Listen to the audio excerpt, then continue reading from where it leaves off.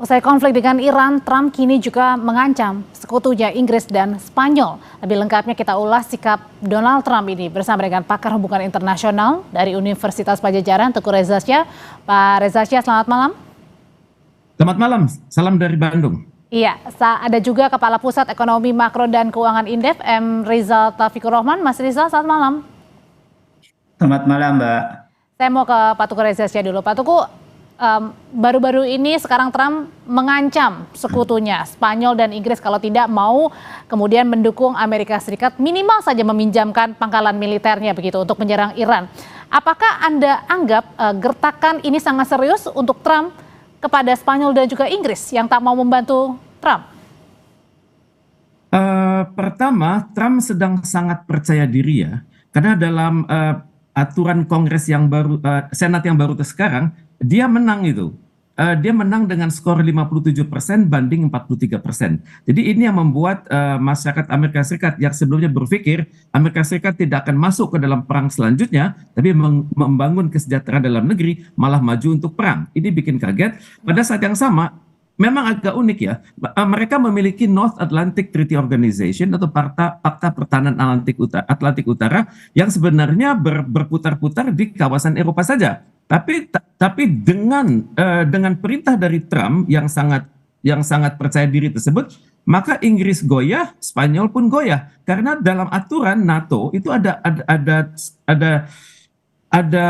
aturan yang mengatakan bahwa dalam hal salah seorang anggota di antara kami itu terancam, maka semuanya akan menganggap itu ancaman bersama dan akan bertindak sesuai dengan namanya constitutional process. Jadi akan bergerak sesuai dengan proses konstitusional yang berlaku di masing-masing negara. Maka ini membuat Inggris tidak bisa berbuat apa-apa selain mengikuti Trump. Walaupun seminggu terakhir Inggris mengatakan tidak punya kepentingan di sana, ya. Tapi ternyata tekanan dari Trump itu memang luar biasa. Oke, sebenarnya kenapa sih hal ini tekanan Trump yang begitu luar biasa sendiri, Pak Teguh? Memang dari PM Inggris awalnya kan mempersilahkan untuk menggunakan pangkalan militernya, kemudian diralat lagi begitu ya oleh Perdana Menteri Inggris bahwa tak didikte gitu kepentingan sepihak untuk negara lainnya. Begitu juga dengan Spanyol yang terang-terangan bahwa tidak akan mendukung operasi yang bertentangan dengan piagam PBB. Apakah mereka berani kemudian untuk menentang secara lebih lengkap lagi untuk Trump ini, Spanyol dan Inggris? Memang figur Trump ini sangat menakutkan ya, sangat menakutkan bagi kalangan NATO sendiri. Trump sudah pernah mengatakan akan mengambil alih Greenland. Kemudian Trump akan berani mengatakan bahwa ayo kumpulin semua NATO itu tidak akan berarti apa-apa tanpa saya. Karena memang 70% anggaran NATO itu dibiayai oleh Amerika Serikat. Dan Inggris dan semua anggota NATO sudah melihat kalau Trump sudah berbicara itu harus dilaksanakan. Karena Trump tidak sungkan-sungkan mengaitkan isu dukungan ini dengan tarif. Bahkan Trump mengatakan kalau perlu tarif buat Anda semua kami naikkan di atas 50%. Jadi bukan hanya gertak-gertak sambal aja, Pak Teguh. Betul. Trump itu menyatakan apa yang sudah dia katakan dan dia akan buktikan untuk itu. Jadi ini yang membuat negara-negara Eropa itu khawatir. Bahkan sebelumnya mereka berpikir siap membangun fakta pertahanan tanpa Amerika Serikat. Karena kenyataannya harus diakui teknologi Amerika Serikat itu memang luar biasa. Mas Rizal, kalau gitu pertanyaan selanjutnya, apa dampaknya jika Spanyol dan Inggris ini akhirnya berubah pikiran mau membantu untuk pangkalan militer Spanyol dan juga Inggris diperuntukkan untuk Amerika menyerang Iran? Yang pasti perang ini, Mas Rizal dulu, Pak Teguh. Baik, yang pasti adalah perang ini akan semakin luas, bahwa Iran akan. Oke, baik. Mas Rizal silakan sambil diperbaiki saluran koneksi. Baik, iya. Mas Rizal silakan, monggo. Ya, yang pasti dampaknya tentu ke harga energi akan semakin tinggi ya, dan tentu bagi negara-negara yang net importer akan akan terdampak cukup besar gitu ya, terutama terhadap komoditasnya, baik itu inflasi gitu ya. Tetapi yang paling menguntungkan adalah mereka bagi produsen energi itu sendiri. Jadi kalau kita bicara apakah ini adalah merupakan kepentingan ekonomi atau perdagangan gitu ya, saya kira Trump melakukan ini tentu sebagai instrumen tekanan geopolitik gitu ya, daripada perang dagang klasik.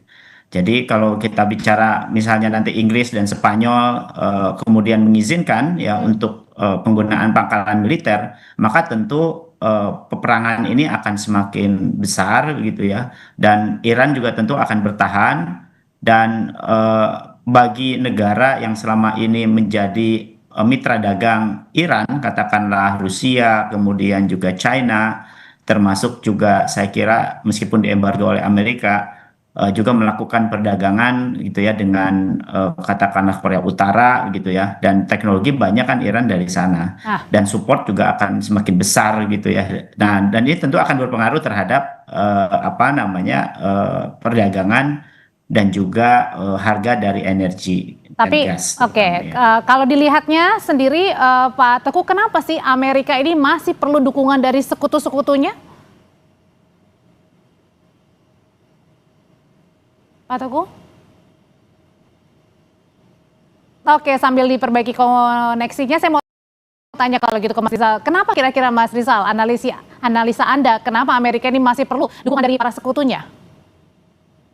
Yang pasti Amerika ini kan sedang mengalami defisit perdagangan yang besar ya, bahkan utang juga tinggi, defisit anggaran juga semakin besar ya, hampir 6,2% ya terhadap PDB-nya, ditambah juga utangnya juga 127% ya terhadap PDB-nya. Jadi memang mau tidak mau harus mencari sumber-sumber ekonomi khususnya dari energi yang notabene itu menjadi bargain bagi Amerika ya. Memang dalam jangka pendek kelihatannya tidak akan terlalu banyak memberikan keuntungan gitu secara langsung bagi Amerika, tapi bagi jangka panjang Amerika bisa memberikan tekanan ya, dan juga saya kira keuntungan bagi Amerika ya di dalam penguasaan sumber daya energi ini gitu. Oke, soal selain penguasaan sumber daya energi ketika Amerika menyerang Iran, Pak Teguh, kenapa sih kira-kira analisanya Pak Teguh, Amerika ini masih sangat perlu dukungan dari para sekutunya? Apakah juga takut-takut jaga-jaga nih ketika Iran juga punya sekutu lainnya, misalnya seperti Rusia dan juga China yang mungkin sekarang tidak terang-terangan mendukung, tapi kemudian menjadi ancang-ancang juga bagi Trump jika terjadi balasan dari negara sekutu Iran? Memang harus diakui ya, perang kali ini sudah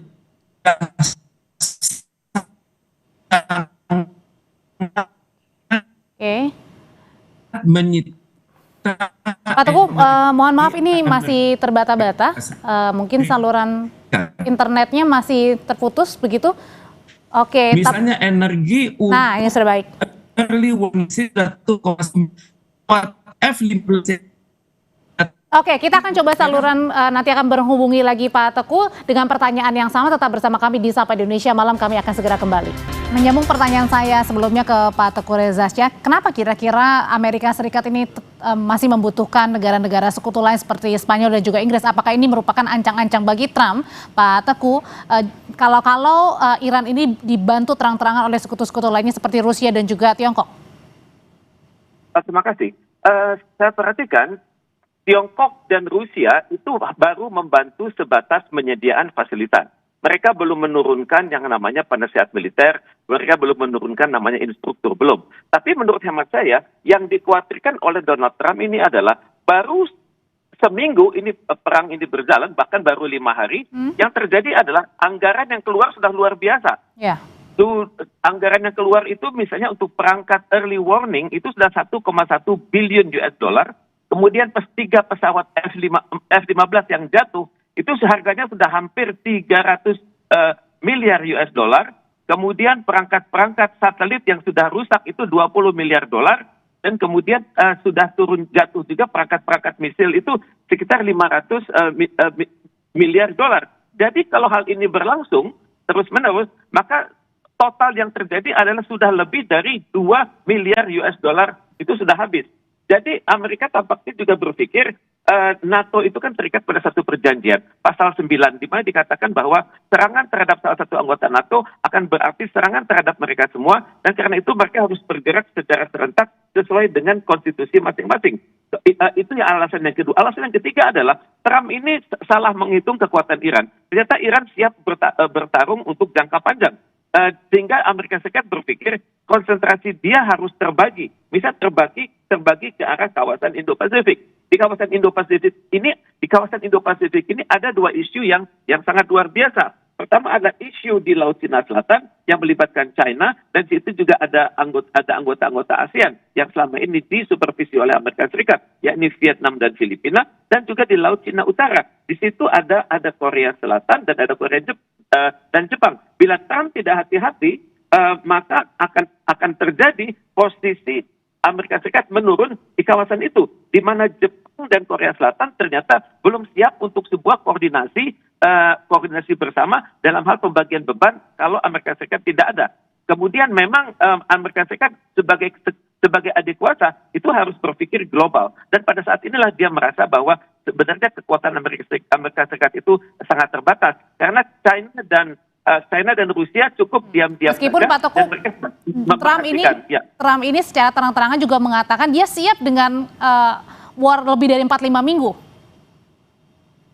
Itu kan kata Trump. Tapi kalau kita lihat statement dari Hegseth, dari Menteri Pertahanan Amerika Serikat sendiri, itu sebenarnya Pentagon itu goyang. Mereka seringkali tidak tahu bahkan pada saat serangan pertama, apakah itu dengan persetujuan Amerika Serikat atau Amerika Serikat mengikutinya belakangan.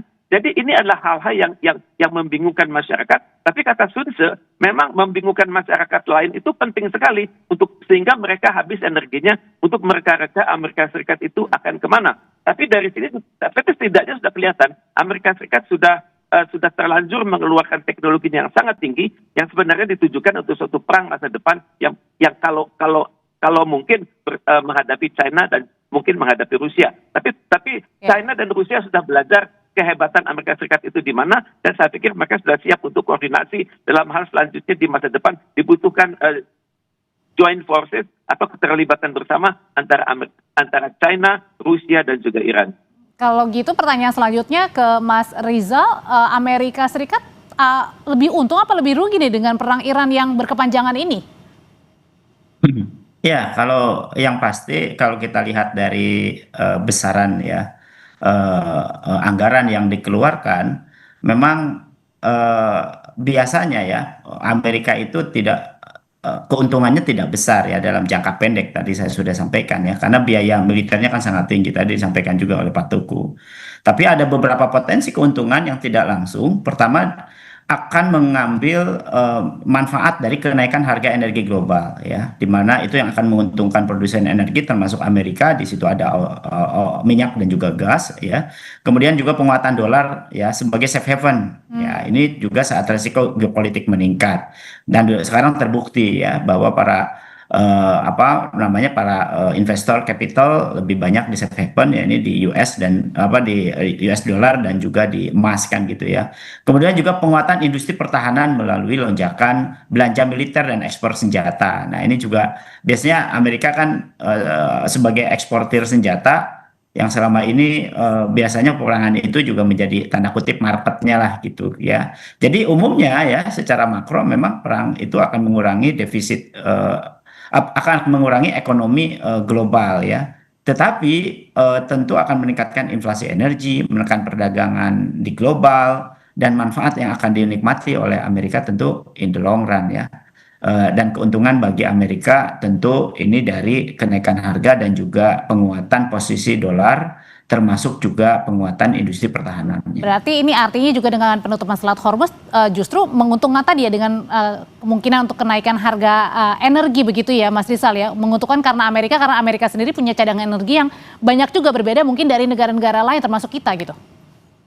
Ya persis, ya termasuk juga salah satunya kan Venezuela kemarin ya, diambil rezimnya diganti, kemudian para investor Amerika ya khususnya di energi kan sekarang sedang berproduksi kan gitu ya, sudah melakukan produksi energinya ya, minyaknya, dan ini saya kira salah satu strategi ya untuk menikmati kenaikan harga energi. Memang hari ini turun ya harga minyak gitu global, tetapi 2-3 hari yang lalu kan dari 70 menjadi 80 ya, sekarang 70 lagi kan. Tetapi kan harga harga terus dinamis begitu ya, dan in the long run ya pasti tentu akan masuk ke dalam titik di mana harga minyak akan lebih menguntungkan bagi para produsen. Oke, dengan mengancam Spanyol dan juga Inggris, Pak Teguh, pertanyaan selanjutnya, apakah Amerika Serikat ini sedang melancarkan ya negosiasi untuk perang dagangnya untuk bisa menekan negara lain agar negara-negara sekutu Amerika ini bisa mendukung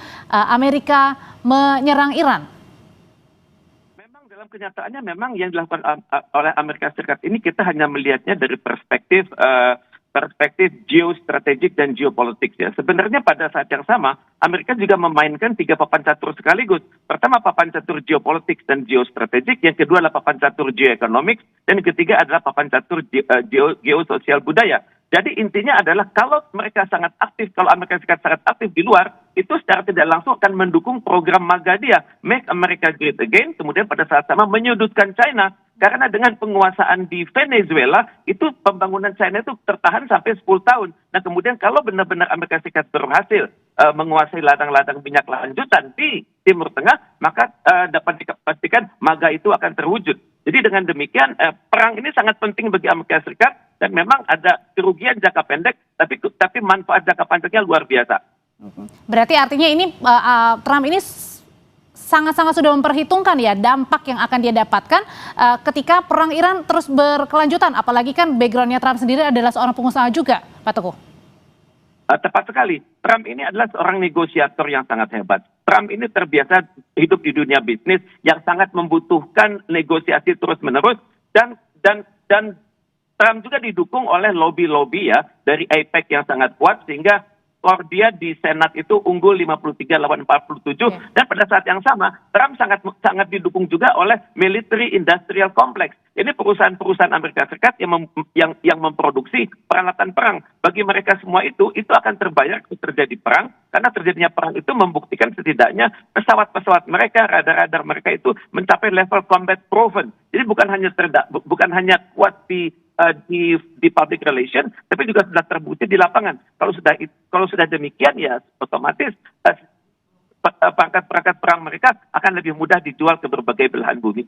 Kalau gitu Mas Rizal, dengan kepercayaan dirinya seorang Trump, ada nggak sih kira-kira hal yang mungkin membuat Trump ini menghitung ulang, mengkalkulasi ulang dengan serangan yang dilakukan ke Iran selama beberapa hari terakhir, terlebih lagi dengan ya Spanyol dan Inggris yang sudah mulai menyatakan bahwa ia tak setuju, tak sependapat dengan kebijakan Trump ini? Iya, tentu ya. Karena kan kalau defisit semakin besar ya, belanja juga semakin besar, dan itu kan menekan terhadap anggarannya ya. Dan itu juga teriak kan di Senat ya, kemudian di dalam negeri sendiri. Dan ini kan tentu akan mengancam stabilisasi politiknya Trump sendiri kan di dalam negeri. Nah, tetapi yang paling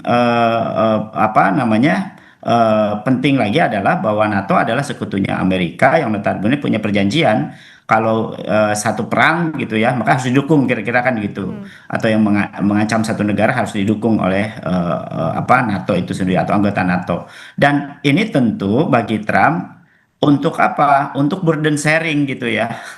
Jadi kalau saya katakan berbagi beban keamanan lah, kira-kira begitu. Minta bantuan ya? Minta bantuan gitu, karena belanja sendiri kan mencapai hampir sekarang 800 miliar US dollar per tahun tuh Amerika gitu ya. Dan tentu ini kan besar sekali, apalagi 3-4 hari terakhir kan sudah hampir 3 kali lipatnya ya, yang tentu ini harus berbagi ke negara lain ya, ke sekutunya. Tetapi ketika tanpa dapat dukungan, maka biaya keamanan global bagi Amerika kan akan lebih mahal lagi gitu. Maka wajar kalau kemudian Trump menekan negara-negara NATO sebagai sekutunya kan gitu. Oke, berarti ini juga kemudian menandakan bahwa kepercayaan diri Trump juga kemudian teruji begitu ya, atau diuji begitu dengan meminta bantuan dari negara-negara sekutu seperti Spanyol dan juga Inggris untuk meminjamkan pangkalan militernya menyerang Iran. Terima kasih untuk pandangannya Mas Rizal, Pak Teguh, selamat malam Bapak-Bapak. Sama-sama. Tetap bersama kami di Sapa Indonesia Malam. Anak buah kapal yang didakwa